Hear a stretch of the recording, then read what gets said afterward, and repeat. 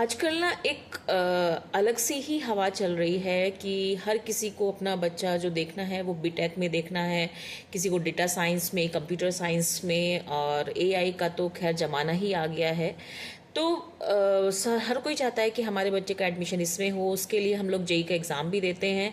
जिनकी रैंक्स अच्छी आ जाती हैं तो वो लोग अच्छे universities, IITs and NITs and other institutes में एडमिशन मिल जाता है। लेकिन उसके बाद भी बहुत सारे प्राइवेट इंस्टीट्यूशंस खुले हुए हैं और हम वहाँ पर एडमिशन देने के लिए जाते हैं।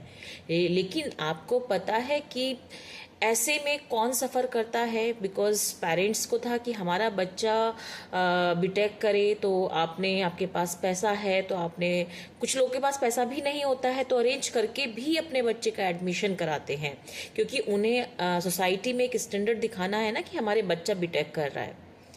लेकिन कभी आपने अपने बच्चे को समझने की कोशिश की? मैं ये बात ऐसे ही नहीं बोल रही हूँ, बिकॉज मैं अपने यूनिवर्सिटी में यहाँ पर मैं बच्चों की स्थिति देखती हूँ। बच्चे मतलब दो दो तीन तीन सब्जेक्ट्स में फेल होते हैं और फिर वो पीछे का ही बैक क्लियर करते रहते हैं।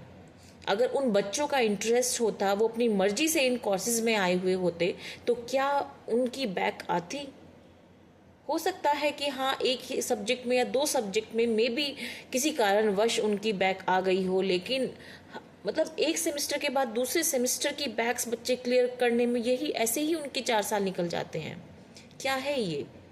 कहाँ बच्चा, मतलब कहाँ वो अपने मन का कर रहा है, कहाँ वो क्या कर रहा है? वो तो बस उसके बाद मतलब एंटर तो आपके अगर 100 बच्चे एंटर हो रहे हैं तो उसमें से काफ़ी बच्चे तो बीच में ही रह जाते हैं कि वो अपनी बैक्स ही क्लियर नहीं कर पाते।